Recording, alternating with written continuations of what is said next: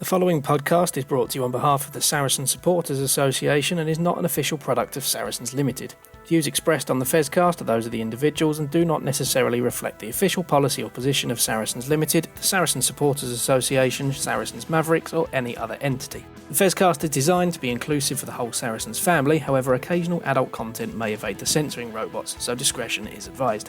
Content provided voluntarily by our guests and contributors are of their own opinion, which may change over time and should not be taken as fact, particularly as the podcast hosts are regularly talking drivel anyway.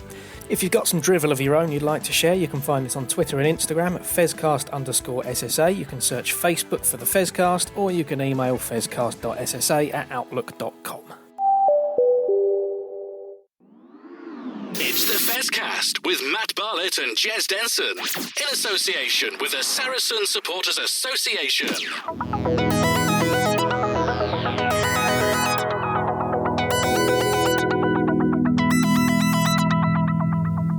So, hello and welcome to episode 6 of this season's Fezcast. The first one without Jez Denton in the hot seat, so this can only go swimmingly with me here. Because I've not got Jez, to try and do it without him, you need more than one person. So I've actually got 3. First up, we've got James Peake, who is the man behind the hashtag Rugby Saracens Twitter account, among many other things, a font of knowledge for Saracens. Hi, James. Hi, Matt. Nice to see you. Nice to hear from you.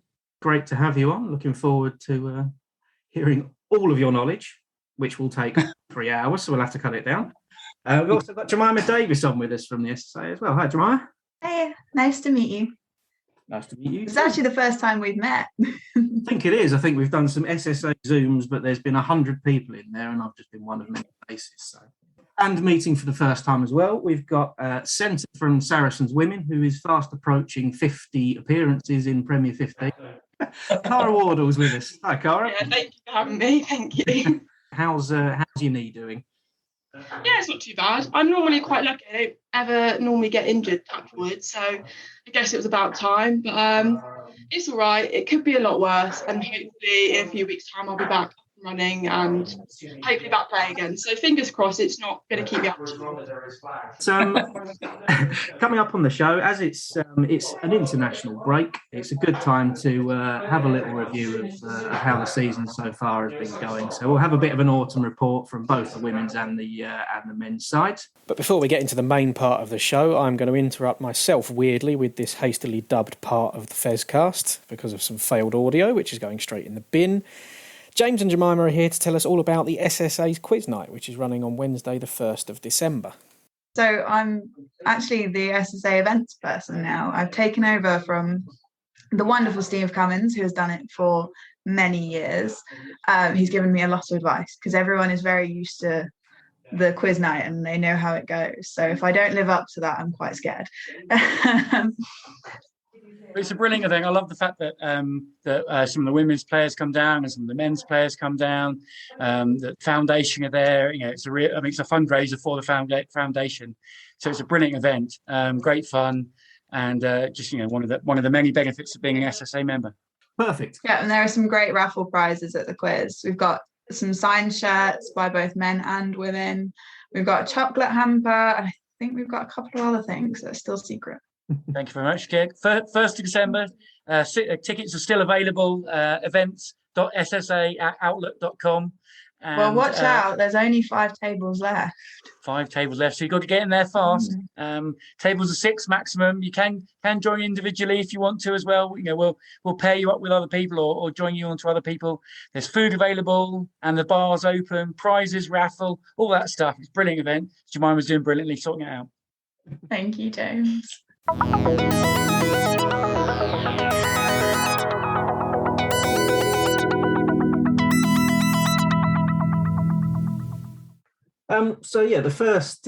first thing I would like to talk about is a bit of club news from off the pitch.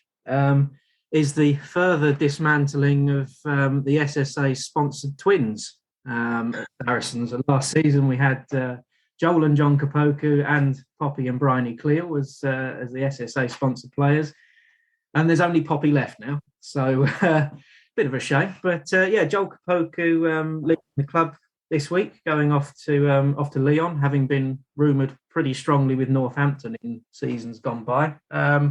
Bit of a shame to see Joel go, but James, what are your thoughts on his departure? Yeah, I'm very sad to see him go. I think he's a fantastic talent. Really, England under-20s coming through. A very real force on the pitch. He's had a bit of time out injured, and I was really looking forward to seeing him coming back. But obviously, he's been given an incredible opportunity to a long-term contract, which sounds like a bit of a financial incentive on that as well, to go across to France. Brilliant experience for him. In many different lines of work, people go overseas to get some experience and try different things out. He's a young man. I think, really, really best of luck to him. And hopefully, to use a well-worn cliche, it's au revoir rather than farewell. So hopefully he might come back. But with that fantastic international experience under his belt, great player.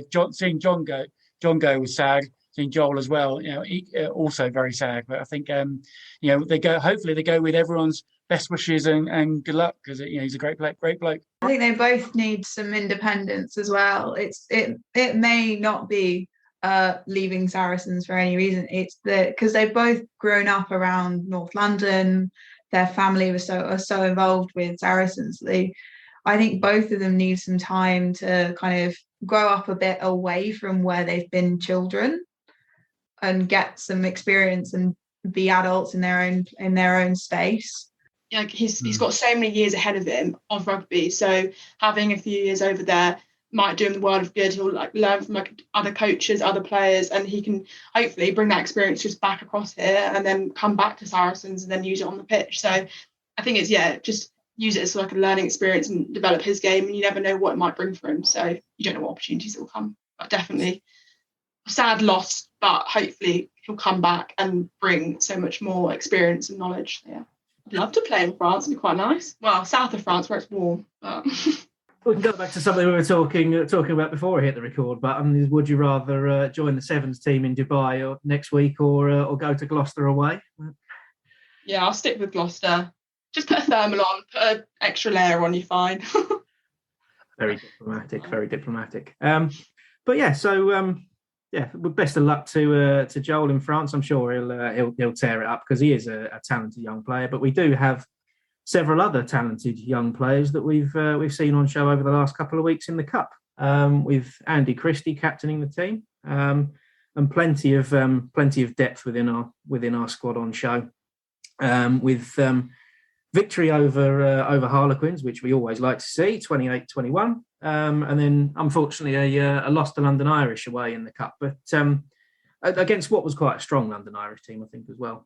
And only just as well, I mean, that's I have to say at half time I was a bit, this could be quite a long game, but then seeing that came storming back, I thought they're going to nick it, and Irish just took it away at the end, which is a real shame. But again, that's a young group, mainly a very young group of lads. And whilst I'm sure, probably, Cara, I've not played at your level, and I'm sure that's painful to lose any game.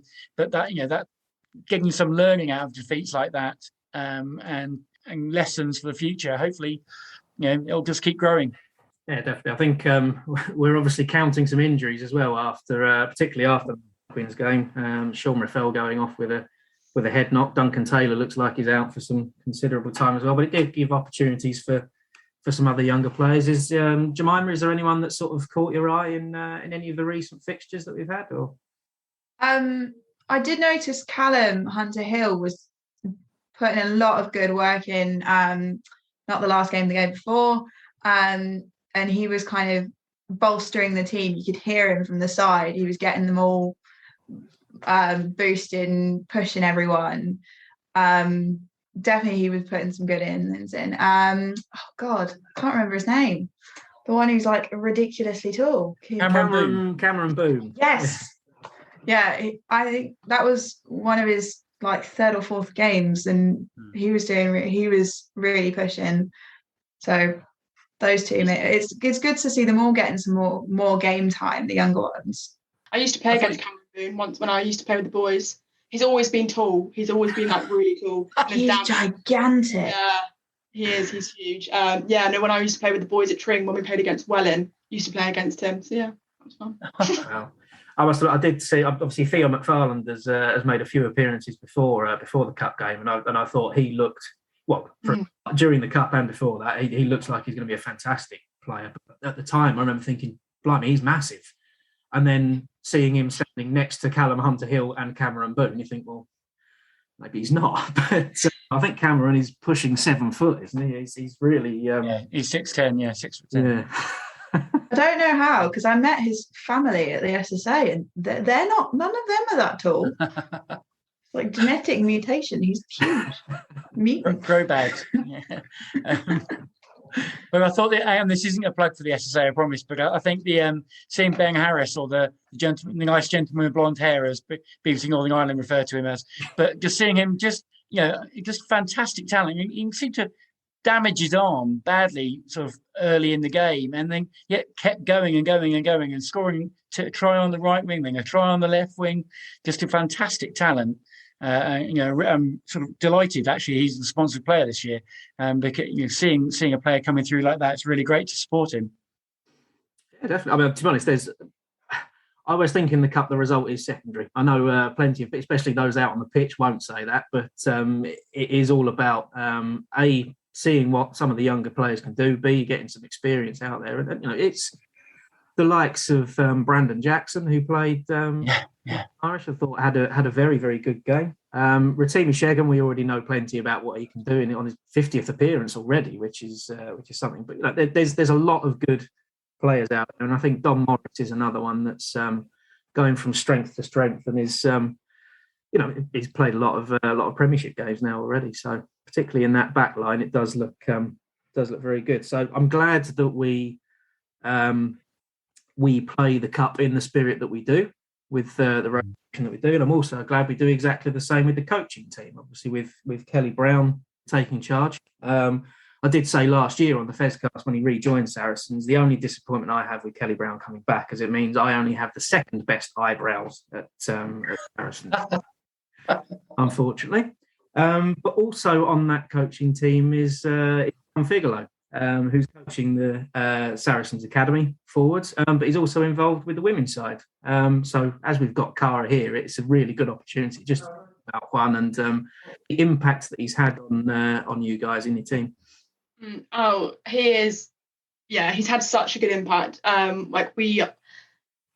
remember who it was we had to say it to, but we said, can we make sure we have him next year? Like, make sure he's coaching again next year. I mean, he's great, like, off the field. He just has so much time for everyone, and he's a great character to be around. Loves his fancy dress. He's always the one organising any socials or anything that we need to do. But yeah, he just has so much knowledge. And obviously, I don't know what he tells the forwards to do, but whatever he's telling them, it's doing the right thing. But yeah, he's just, and whenever we're at training, he pretty much does training with us. He always chucks on a bib and is running around. When we do our pre-game warm-up, he is on the tackle pad sweating. Like, he comes off sweating because he's running about with everyone. I think we always check with him at the end of the game, and we see how much he's run just doing the water boy job, and he's normally over 5k of running just from doing that water boy. So yeah, no, he's a great addition, and yeah, he brings a lot to the team, and hopefully we can keep him for as long as we can. So yeah, it's good. I love the positivity. He just always looks such a positive guy. Sure, he has difficulties in life sometimes as well, but when we see him on Saracens duty, he's just got such a great energy around him that hopefully that comes over with the players as well. Oh yeah, that could be to do with all the coffee he drinks. Like, he's constantly drinking coffee.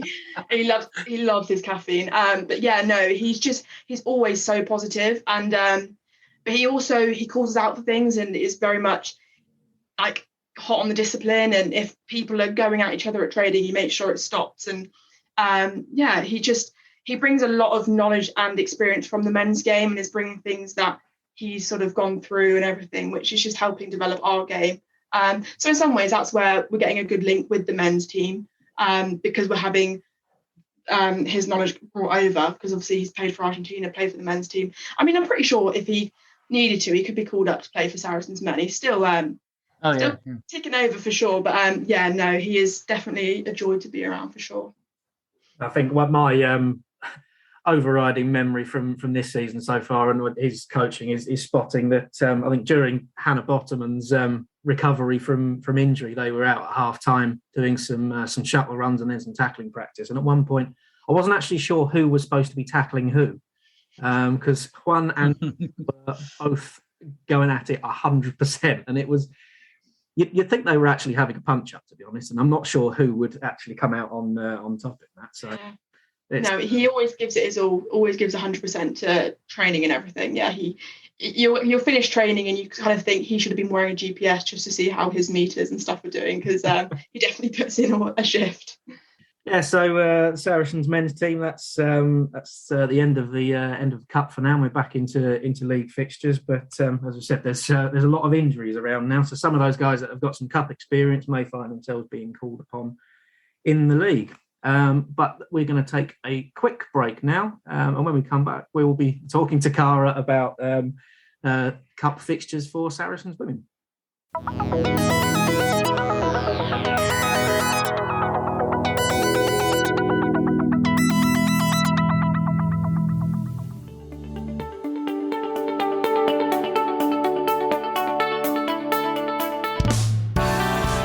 Hi, I'm Alex Lewington and I'm a Looseheads ambassador. I'm Sydney Gregson and I'm a Looseheads ambassador. Our aim is to tackle the stigma of mental health in rugby and society in general. The Looseheads mission is to place a mental health lead at every rugby club. Get in touch now to find out more. You can find us at Looseheads on all social media channels or at looseheads.co.uk. Take care and enjoy the rest of the podcast. Enjoy the rest of the pod.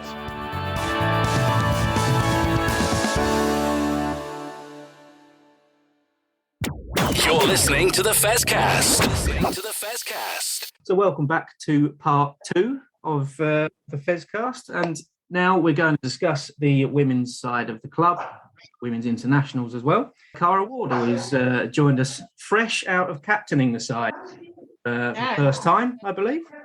Yeah, it was the first time. Hopefully, it won't be the last, maybe. But it was a real privilege to actually captain the side. I mean, any time I put on the Sarri shirt, obviously it's an honour, but then captain as well. Really, really lucky, and it was nice to have Lottie outside of me. It's always good having her voice and her knowledge just to keep me on the right track and like reminding me that I can actually speak to the referee. I don't have to just stay away. So yeah, it was a good experience, a really good experience.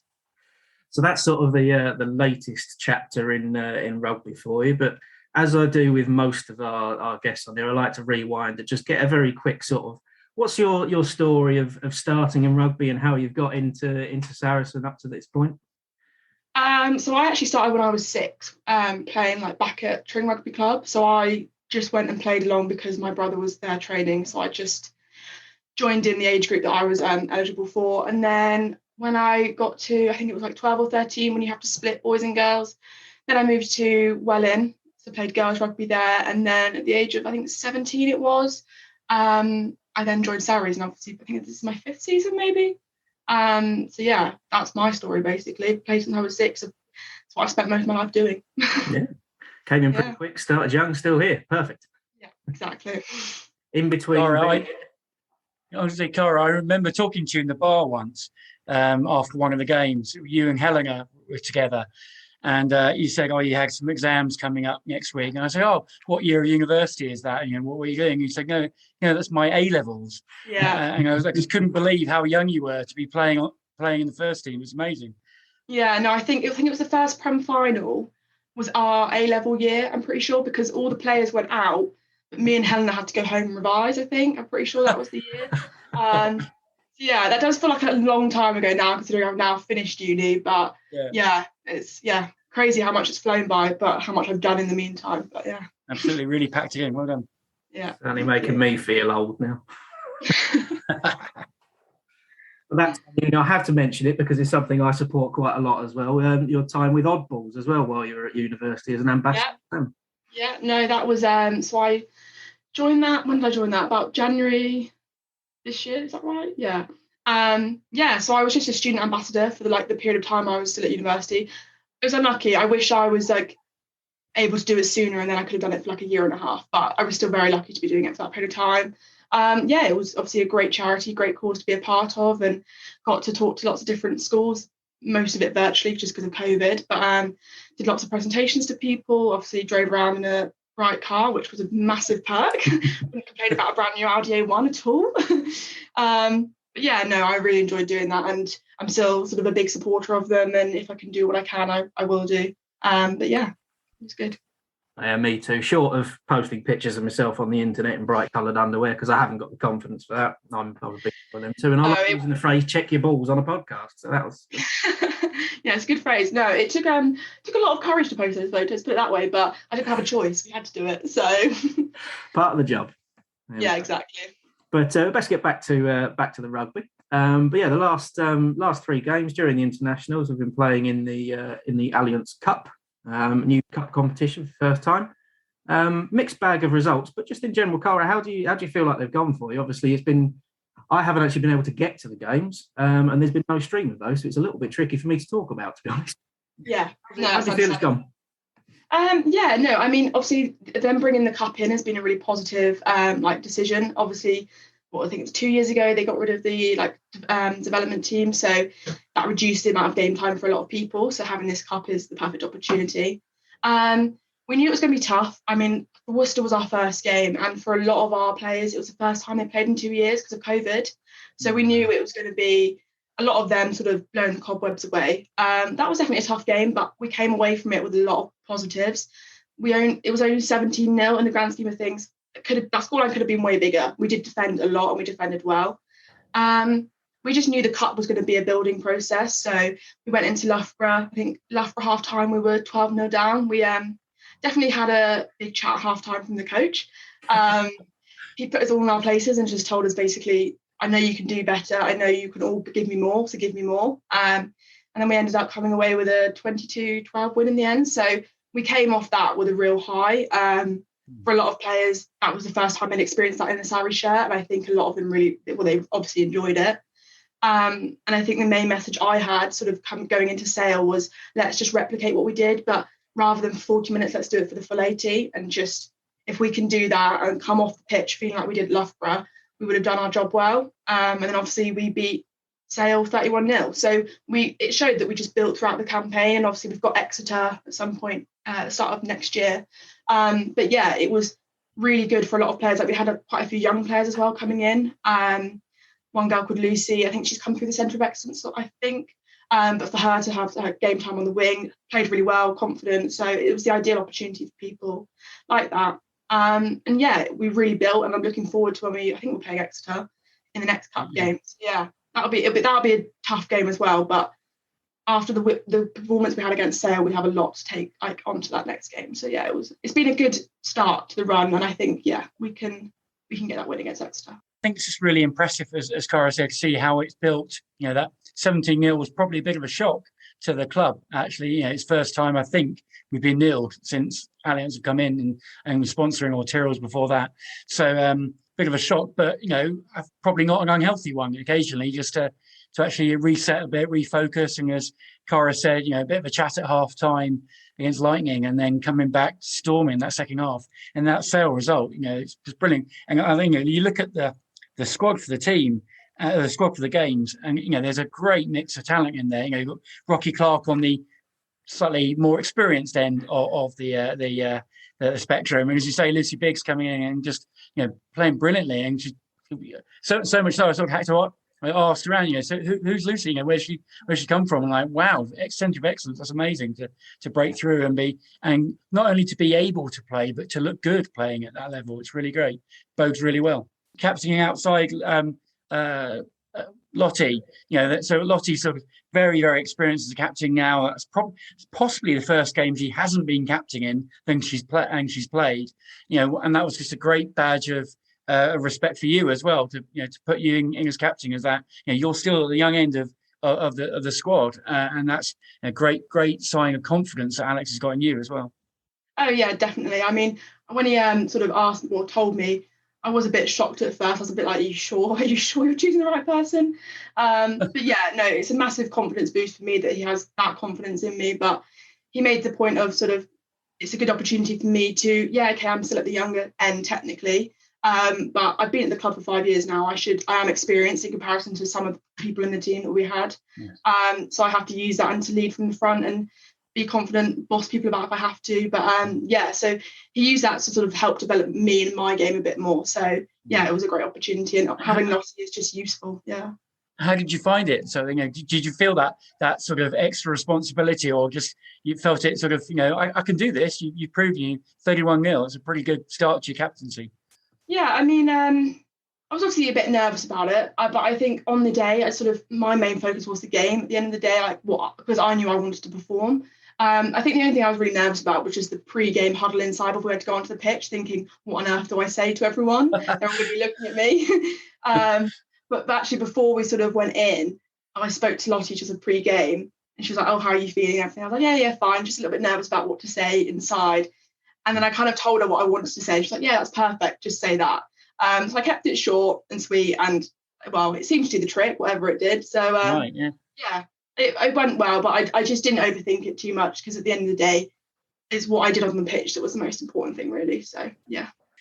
It's good to hear that there's some good young players and people in the wider squad that are getting plenty of experience, and obviously for yourself, captaining the side for the first couple of times. So yeah, bodes well for the game going forward. But as we're here, just very quickly, I think it's good to get everyone's take on how the season's going so far for Saracens Women. It's obviously been it's something that myself and Jez have spoken about a few times on the show. We love the success that we've had over the last 5 years, but it is very, very good to see that it's possibly closed up slightly along the season. There's 4 or 5 teams that are really going to be putting a title challenge together, and obviously Bristol top of the table for a start. But how have you found that, Cara? Is it a bit of a difference this season? I mean, I think we're all actually enjoying it and relishing the challenge. I mean, obviously you'd love to score tries and score tries all day long, but you want a competition. You want these competitive games because you won't get better otherwise.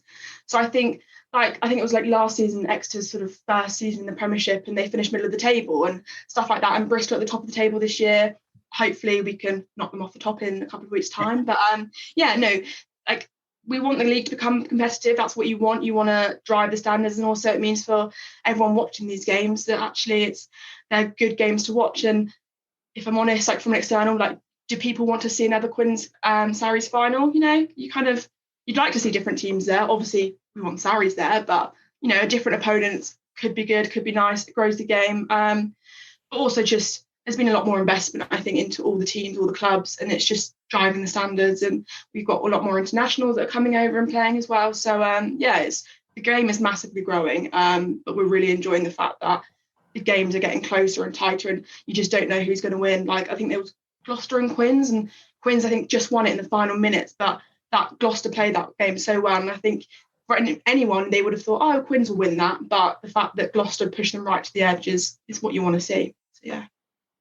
It's that sense of jeopardy you want, isn't it? So if you turn up to a game, you don't want to know the result. You don't want to know it's going to be a walkover and here we go, another 80 points or something. Because actually that's that sense of excitement and cut and thrust in the game as a fan that's going to help you coming back and tell other people, come along, it's great. It's a really great entertainment. Come along and watch. Oh yeah, definitely. You don't want to see a whitewash. You want to see that fight, and it's like a prime example you've got is obviously Worcester. So when they first started, everyone was sort of thrashing them, points to nil. And now they're sitting sort of middle of the table. They're beating teams. They're having really close games with other teams. I think that's what you want to see. That shows that the growth, that shows that the investment is working, and that everything we're doing is doing the right job. And if that keeps going, the games are just going to get closer and closer, and that's what you want. That increased investment is doing so much for women's rugby across the country, because I didn't know, I wasn't even given the option of trying rugby at school, and I didn't join a women's rugby team until I was at university. So you need more women to be given the option to try it and to see that it is something, it is an option, and it's a good fun game.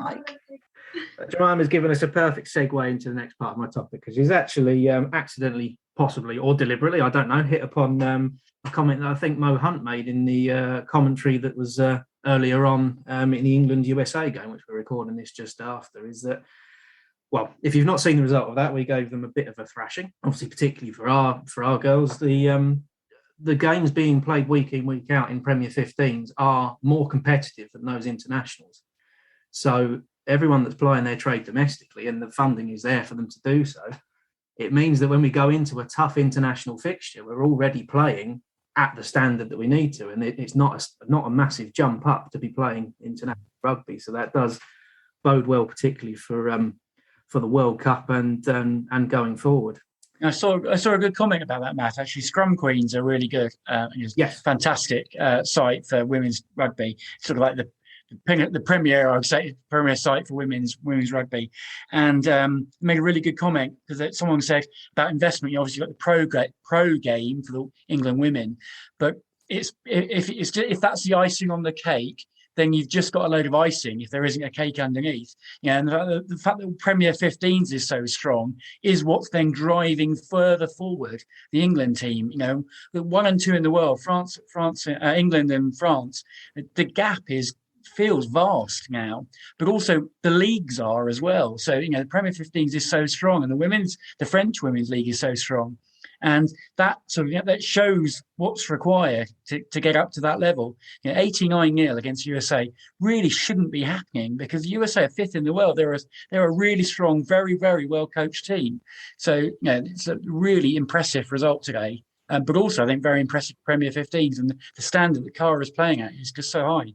Yeah, like that investment, it just shows the impact it has. Like the England women's team, they're the only full-time professional team, women's team in the world. And you'd almost be worried if they were losing games because you'd be like, well, where's that investment going? But the fact, I think a lot of people, they were shocked that England did beat New Zealand by that scoreline, and then they beat them 2 weeks in a row because obviously New Zealand won the World Cup. But obviously we've had all this time, and the girls train every day. It's their full-time job, and that just shows why it's they're winning the games as they should. No fun for the USA, but it shows that if the USA are going to invest in their women's team like we do, then they could be getting similar scorelines or just closing that gap even more. So yeah. And does that potential, Cara, of having a pro contract now, is that driving standards in the game? You know, because you personally and others can go on and play this professionally, and it's not a pipe dream anymore. It's a reality for you. Yeah, I mean, I think a lot of us still know there's probably a long way to go, but we can see it actually as more of a realistically it could happen. I mean, I know there's so many of us that play that we wish we could just train every day, because obviously so many people work during the day and then they go to training in the evening, and we'd love to. It'd be the dream if we could get paid to play rugby all the time. But yeah, I've been at Saracens for 5 years, and in those 5 years, I've seen massive changes anyway. So if the same thing happens in the next 5 years, then we'll be going in the right direction. And I think the growth is probably the highest level it's ever been. Like, we've got games on BBC Two now, and like all the Prem games are pretty much being streamed like week in, week out. So yeah, it's going in the right direction, and we do see like a light at the end of the tunnel. It will get there. We just don't know when. So yeah. I mean, I hope seeing BBC Two having the international rugby on, and getting big crowds. There's like close to 1 million people viewed the last game, which is just incredible for a Sunday afternoon for anything on telly. So that's brilliant for the sport, and hopefully it gives sort of the RFU some ideas about Premier 15s. Actually, let's get that on TV. Let's go, not just for like the streaming's great, that's great, but let's get it on telly. Let's show it. Yeah. That's what the women's football's done. It's really shown the positives for women's rugby. Yeah, definitely. It's what they need to do. And the more they show it, then the more people that will get involved, and probably the more investment will bring in anyway. So it's just a cycle, isn't it? If you show it and more people enjoy it, more people get into it, you'll get more into it. So it's going in the right direction. Like, we have to stay positive, and it's got a long way to go, but we're happy with the way it's going. So definitely. That's fair enough. And obviously, the proof is in what's happened over the last few weeks. Obviously, like you say, we've hammered the USA. We've beaten New Zealand comfortably twice. We've beaten Canada as well, who are up there as one of the best sides in the world. So it just shows that investment is really working. And I think, like today, the side was a little bit rotated. There are a lot of players that weren't around. They released the likes of Poppy Clearwater, Marley Packer back to Saracens, or in Marley's case into some media duty. And there's still plenty of players to come in that are still more than good enough to beat a team 89-0. So yeah, it shows strength and depth that they have. Like, and that's why the Premier 15 is working so well, because you've got all these girls playing at a high level, and like, yeah, you're good enough, we'll pull you up. So it's like, I think Connie Pound, Lucy Packer both got their debuts today, and that's because they've been performing well in the Prem. Their performances have pulled them into camp, and they've been training well. So that's how it should be working. And yeah, it's definitely a positive, massive positive. Absolutely. And well, we can mention quickly as well, there's obviously recent news that Wales are going to be handing out some brilliant, which has a little bit of a benefit potentially to some of our players. We've got Kat and Georgia Evans and Donna Rose, who are playing right now. Yeah, they are playing now, aren't they? 7-0, just to chuck it out there, even though this podcast goes out in 2 days' time. But there we go. Cara, how excited has Kat Evans been about getting her first cap at a more experienced end of the age group? But honestly, it's so great. She's one of those players that you always think should have got a cap years ago, type thing, because she always performs well. She's just consistently, and I mean, her fitness is insane. She's always all over the pitch. So yeah, it's so deserved, and like I'm so like happy for her that she's getting these opportunities, and hopefully she gets many more to come, because she's not planning on stopping anytime soon, definitely. So right, yeah, she's got a long way to go for sure. But yeah, it's good. It's exciting. We'll have to point out as well, we did say it directly to her as well, but Kat did join us on our first show of the season, actually, a good few weeks ago. And then, yeah, all of a sudden she's got international caps. So, Cara, we're looking forward to your England. If you come on to here, you either leave the club or you get an international call-up. Exactly that, yeah. So I'm not planning on leaving. So Simon Middleton, hopefully he's listening to this, Cara. Yeah. It's not a great track record, to be fair. So last season we had Eloise, Emma Swords, and Rosie Gallagher were our three, and they all left. So. Yeah. It goes. We want you to stay, Cara. Yeah, I'm not leaving, so that's not happening. Don't worry. Good on you. Excellent news. Now we should obviously mention the Saracens players that have played in that England team. We talked about Cara captaining the club for first time. Poppy Cleall captained the nation for the first time, and her career has sort of exploded over the last 4 or 5 years. It's been quite ridiculous how good she's been. Nominated for World Player of the Year, and Zoe Harrison, I think, has had a very, very good autumn. There's obviously a gap in the market for a primary number 10 for England, and I think she's staked her claim to it as well. But is there anyone that's stood out for you guys over the last few weeks? I think for me, Poppy Cleall's just incredible. I think I've tweeted quite a lot of times about her. Should have been being nominated for World Player of the Year. I'm very glad it's come true now that because she's just been playing at such an exceptionally high level for so long, and just does it a massive effort that she puts in, but it feels effortless. She's just there and just dominating on the pitch, whether for club or country, and it's brilliant to see her at that level. But I think Zoe as well. You mentioned Zoe, that how she's just gone to another level this season for both of the club and country, just whether that's confidence or just skills and coaching. But she just really, really impressive, and the way she's striking the ball so clearly, cleanly, and far as well, really getting distancing on her kicks from hand and off the tee. It's very impressive to watch. But we've got Hannah Bottoman coming back off, like super subs, as I said today, coming off the bench. Her and Sarah Byrne are a pretty good pair of props to come off the bench. Wow, so very, very impressive all round. Marley Packer is always amazing whenever she plays. Has always say week off this week, media duties, but can just slot in and out fantastically. It's an impressive set of players that we've got playing for England. Yeah, much the same. I mean, like playing obviously with Poppy and Zoe at club, they always play with ease. And I mean, if you don't really know who Poppy Cleall is by now, I mean, you must be living under a rock, really. But yeah, no, I mean, both of them are so knowledgeable about the game. Like Poppy knows so much. Is always the first to know if there's any new laws or like regulations or anything. So yeah, that captaincy was really well deserved. I think it was one that it was hoping that was going to happen in the future. It'd be odd if it hadn't. So yeah, she really deserved that. But yeah, I mean, the whole England sort of squad, they all step up when they need to. They all do their job and they get it done. I mean, sometimes you feel like you can tell which ones they are when you're playing Prem 15s, because obviously they train all the time, so they have that extra level.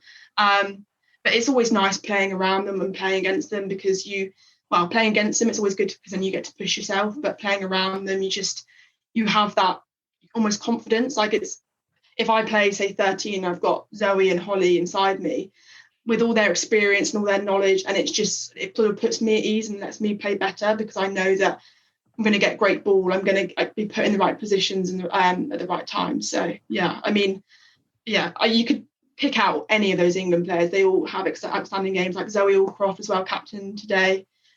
She's also been nominated as well, I think, for player of she always absolute work rate. You always see it at the end of the game, and you can tell that she's played that full 80 and she's put in an absolute shift. And obviously Sarah Byrne, you just can't tackle her. Honestly, she just runs through people or over people. But there's so many I could talk about probably for ages. But yeah. That's fair. It's good one mentioning Holly Aitchison, seeing how, sort of duck to water to the 15s international. She's got another try today with a great intercept, scored on a debut as well. Obviously that Olympic experience she's taken forward and just looks so natural at 13, which is a bit not a problem, but obviously having to, with Emily Scarrett out for sadly quite a long time, having that big vacancy there ready and waiting, and she looks fantastic in that position. She's just so comfortable. Like, she just, when she sort of came and joined Surrey, she just slotted in straight away. Like, she has been playing rugby for years. She has so much knowledge, and she almost brings like part of her sevens game to the 15s with her huge passes, like 20 meters across the side of the pitch. And obviously she has a great boot, but she always seems to have so much time on the ball. Like, she just manages to get out of situations, and you just don't know how. But she makes it look effortless, definitely. It's definitely nice to play outside of her. Oh, cool, good on.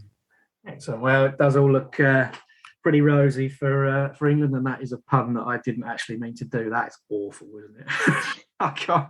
Oh, very red rosy, yes, that. Yeah. Oh no. I promised myself I wouldn't do anything like that, and I've done it by accident. But anyway, I'll leave that in just for everyone to abuse me on Twitter and Instagram and all of our Fezcast social media just for that one. But we're going to take a little break now. When we come back, we will have a chat about the England men's internationals.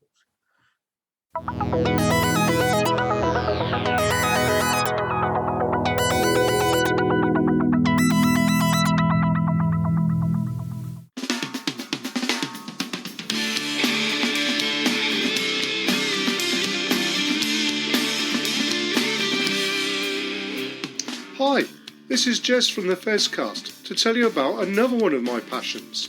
I love music, and I have my own radio podcast station, Taka Blowpig Radio.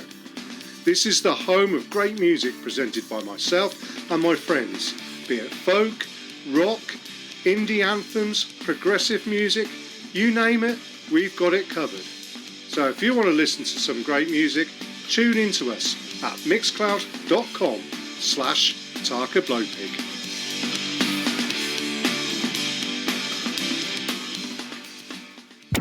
You're listening to the Fezcast. Welcome back to the final part of this week's Fezcast. Now that we've discussed the general season for both the men and the women, I would like from all three of you a marks out of 10 for both the men's and women's seasons so far. As usual, the women are going to beat the men by miles, and I am constantly impressed by what the women do for Saracens. They are doing what they're doing at such a high level whilst also holding down full-time jobs, and I struggle to put a social life with a full-time job, so I don't know how you lot do that. So like 10 out of 10 for the ladies. We'll give the boys a 7. Fair play. James?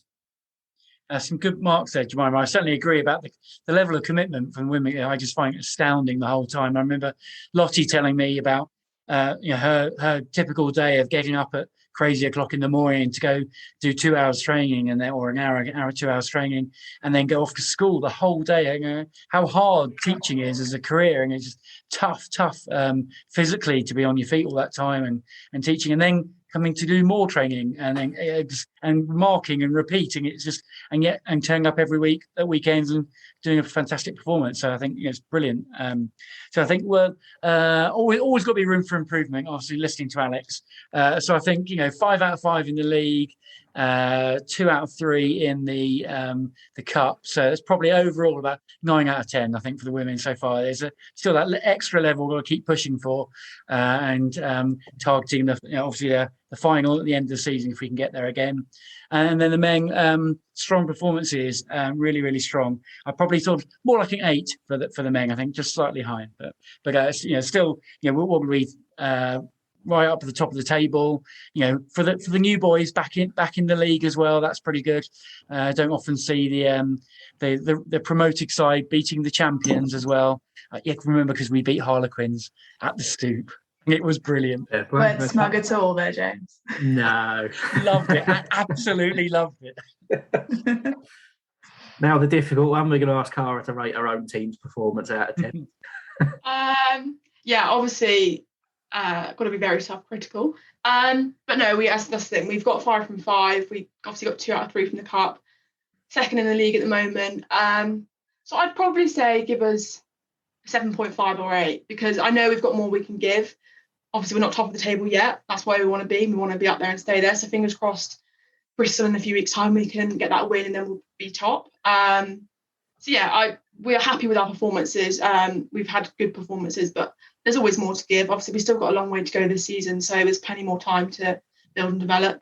And then with the men, I'd probably give them a 7. They've had good performances, but I feel like at times they just need to be more, they could be more clinical. I feel like they're not playing the full Saracens way yet as such but they were before they had the season out. But it's coming and it's building. But yeah, definitely they've got a 7. I can see that becoming a good 10 out of 10 by the end of the season. So yeah. Excellent stuff. No, I can't get away with not doing it myself, really, Cara. But I think Cara's probably got it bang on for me, really. I'd give the women's team an 8 out of 10 possibly, and I think the real proof of exactly where we are will be the Bristol game and the Harlequins game that are both coming up. They're the 2 other sort of high flyers in the league. We've had some tough fixtures already, but they're obviously the 2 that will define this sort of first half of the season. So fingers crossed there. But yeah, I'd still say it's been very good. Obviously unbeaten in the league and the right amount of experience in the cup and still getting two wins out of 3. So can't really say fairer than that. And yeah, I'd probably be, prior to a couple of weeks ago, I probably would have said the men are doing really well, up to 9 and 10. But going to Leicester and almost winning, but for one slightly interesting decision, going to Bristol away and winning, going to Quins away and winning. It's things that we possibly didn't think we would be able to do when we came back up again, but.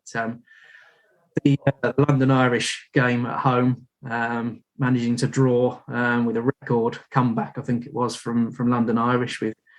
I was standing in the corner for the second half of that game, in the corner of line that Saracens were attacking, and it started off very well. And then I didn't actually see the last half an hour of the game because it was all in exactly the opposite corner as London Irish made a stirring comeback. So yeah, that was a bit of a sell on. So that does knock off a couple of points for the season, but it's definitely something that the players will all learn from. And on last week's show, Andy Christie was very honest about what they've taken away from that game. So the boys are definitely having an issue of them losing games. It's not someone else entirely winning. It's them not playing the full 80 and letting themselves lose it there. Absolutely fair, yeah, and so it's entirely within our control to fix that. And we should touch now on the autumn internationals that have happened. England's men's team are doing very well, it has to be said. We've the most recent fixture against South Africa, world champions. They won't let us forget that, will they? But managing to beat them by a single point, but. I think you're right. Firstly, just picking up on Owen and Jamie's injuries, because they're just, 2 massively influential players. How Jamie George wasn't in the original setup. I'm not going to do a Jez rant about it, but just unbelievable that by 100% should have been in there to start with, particularly with Luke Cowan-Dickey injury as well. You would have both picked there, but I'm not Eddie Jones. But I think seeing Max Mannins coming through, came on very early yesterday with Manu Tuilagi unfortunately going with another injury. But seeing Max come on and just looks so natural, looks so to the manner born. Every time he comes on England, when he plays the Saracens, just sort of glides along the pitch. So it's great to see Max doing so well. And Maro is just outstanding. He's just he's another World Player of the Year candidate, and just constantly brilliant. And doesn't look distracted by any of the latest modelling campaigns that he's doing or whatever else he's doing, but just art exhibitions, has such a rich life, it seems, and yet still week after week turns into this incredible performance on the pitch. So from a Sarries point of view, it's great. Jay-Z a couple of weeks ago. Yeah, I mean, he just has another life, doesn't he? I mean, it's amazing. Image. I won't even talk about image rights. Yeah, but he's just just exceptional player, and it seems such a. The one thing I was surprised about is just about not being captain. And I think Courtney Laws was a great choice of captain, actually a really, really good choice of captain. So it shows there's competition for that place anyway.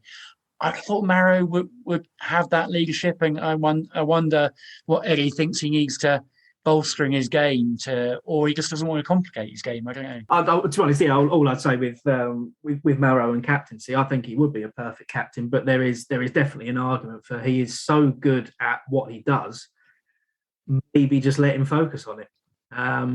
But as we say time and again, trying to get into the mind of Eddie Jones is a frightening thing to try and do, quite frankly. Honestly, the person that stood out to me was Marcus. I'm sorry, he's not Sarries, but he's so young and he took so much pressure at the end of that game. It was so impressive that he took it and he was so professional about it and so clinical. He's my standout for yesterday. To be honest, I would agree with you, and I'd also say Freddie Stewart was my standout. So we can be confident with other teams' players. If Jez was here, he'd be telling you that Owen Farrell was 10 times the player of Marcus Smith. But Owen Farrell and Marcus are a really good team, actually. They make a really good team, so I think we should encourage that. Yeah, and I think, to be honest, having Owen Farrell being challenged, having his position challenged by Marcus Smith is only going to make him up his game even more. He's certainly a guy that looks like he likes a challenge, so that will take his game up. I think you're right, Matt. He probably needs a bit. He's had George Ford pushing him, and for whatever reason, Eddie Jones doesn't think Ford is. Despite being an incredibly brilliant player, isn't quite what he wants anymore. So having Marcus in there as well now to push him forward, I kind of worry a bit about overhyping Marcus. Too young, too early. He certainly is. He's an exceptionally good player with wonderful hair, and he's probably got some great advert campaigns coming out for Silkiance or whatever shampoos there are. But he is very good. But I think just. I hope he seems to cope with it brilliantly, but I hope he does continue to cope with that level of focus and scrutiny now it's at the top level, and also that the players are going to come for him, and they certainly South Africa came for him yesterday. There was a bit of a cheeky knee slide from one of the South Africans in the back of his head at one point, which seemed to get missed. But he's going to be a marked man. He's definitely got more energy than George Ford. As I've noticed, I think that may be what Eddie's seeing, because he's definitely more energetic than George Ford. I'm not George Ford fan, so I'll say yeah, I think the show generally does the same thing, to be honest. But and Quinn's with and Quinn's without Marcus are a different beast as well, and that I think shows the influence he has. Tommy Allen's a great player, Italian international, but remember when he went off and Marcus came on and completely turned that game round, and he's a phenomenal player. 100%. No, it's definitely bodes well for England. But Cara, I know you've had an entire weekend with your foot up. Watching all the rugby. Was there anything that sort of stood out across all the games this weekend for you? I mean, one thing with the England-South Africa game, obviously it was a pretty young team actually that they put out in the end. Obviously it was Jamie Blamire, and you've got Marcus Smith, Freddie Stewart. Like they're all young players. Even Joe Marchant hasn't got that many caps in the grand scheme of things. So I think getting that win, it was a hard-fought win and it's only a point, but they got the win, and against the world champions is what he wanted to do. I mean, that game had me on edge. But yeah, the other game, the Wales-Australia game, also a good game. They had a red card though, I think, Australia, didn't they? So that kind of threw things a bit. It's a match with a team against Wales. Of course, there's a red card. I think. Yeah, very true. It happened a lot. But yeah, the France-New Zealand game, that was definitely the one I was looking forward to the England game, but that was the one I was really looking forward to. And I did go into it thinking France were going to win it. I was confident. Obviously, New Zealand came off the loss against Ireland last week, so they had that sort of going with them. But yeah, France just were like so clinical, and yeah, they are going to be a real threat at the World Cup, put it that way. So, and I think is it France-New Zealand is the first? Paul? Yeah, opening match. Yeah, so that's going to be a heck of a game. They deserved that win, and obviously it was quite a big scoreline difference in the end, I think. Anyway, it got close at one point. New Zealand came back in the second half, but France closed it out. So that's always a good thing, because you always think going to a World Cup, okay, the Southern Hemisphere teams are going to be at the top and going to dominate. So the fact that we have Ireland beating New Zealand, us beating South Africa, France beating New Zealand, it's what you want, and it's just showing that obviously you go through cycles. Teams go through cycles of getting new players in and like the strength of them. So yeah, it's going to be an interesting World Cup if it keeps going at the rate it's going. I mean, men and women yesterday, France beating New Zealand in men and women yesterday, and comfortably as well, just tremendous. We talk about challenges for England, England having massive opposition out the French as well, and hosting in the Men's World Cup is going to be, the atmosphere in the stadiums looks just unbelievable. Jemima, have you been to games in France yourself? What's it like? I have been to a few. I was actually, I lived in France as a kid, so I've seen a lot of rugby in France. And in France, football is the main sport, but the people that like rugby love it. Like, it is next to church. Like, those people, the people that like rugby in France are obsessed. So if you go to like going to Lyon, that was so fun, because Lyon was a smaller club. They were brilliant, because their whole fan base was so obsessed with the team that they were so excited. So like, you get such a great atmosphere at French rugby matches. Really exciting to go and see some of the World Cup games over there, because it's unfortunate that the two games that Saracens men have got against French teams, Pau and Brive, are both in France. I mean, it's great for those that can go, but I love it when the French fans come over. Just seeing when Clermont came, we were in Twickenham, and Clermont fans, and I remember at Vicarage Road again. I think that was Clermont again, and just incredible atmosphere and noise that they create, and just love it. Love the atmosphere they bring home. They're so friendly, and it's just good fun. Yeah, the SSA usually. Another plug for the SSA, I'm sorry. The SSA usually hosts the Supporters Association for any teams coming over internationally. So, well, we do it for all the teams coming away, but like internationally, we try and do a big thing. So last time with Lyon, we booked the upstairs bar of the Wolf Pack. And we had like all of their Supporters Association there. It was only a group of 10 of them, but they were so excited. Strong French rugby is good for rugby as a whole, I think, and it's always fun to see France do France things and lose in ridiculous positions. But if they're tearing it up and showing what they can do, I think certainly the World Cup in a couple of years' time is going to be very, very interesting. But, if it's an England-France final, there's going to be problems in this house. I was going to say, Cara, about international players coming over. So we've had a bit of a changeover of some of our internationals this year. Sophie de Good and Emma Taylor were in last year and have sadly gone back, although Sophie's still winning things. She was player of the series at the university level, national championships, and won the national championship. So she's still being brilliant out there. But what's it like sort of having the international players joining us, and Canadians, and Carly Waters this year as well from USA?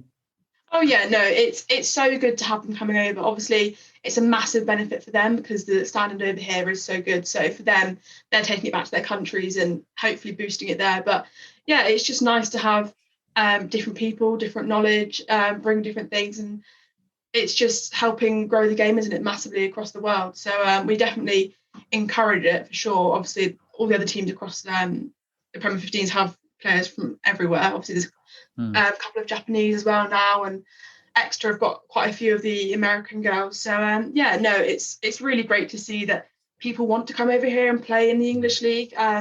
It clearly highlights how good a job we're doing. So that's massive credit to us. We do enjoy having them, and it's always nice to learn and hear about and having all the different accents on the team as well. It's a good place, places to go on holiday to go and visit some of your mates. Definitely. I did have a quick opportunity to speak to Carly at one point, and I think she was struggling with the weather when she first. It was pretty grim, but hopefully they're all enjoying their stay as well. And St Albans isn't a bad place to be in, really. So definitely not. Look at that. Right. Well, that's probably as good a place as any to finish off. So all that remains for me to say is thank you to all three of you for carrying me through my first time hosting the Fezcast after a year and a bit. But Cara, good luck for the weeks ahead. Plenty of big fixtures to come. So looking forward to seeing what happens in those. And James, Jemima, good luck with the quiz. Thanks everyone, and we'll see you again in a couple of weeks. This is the Fezcast.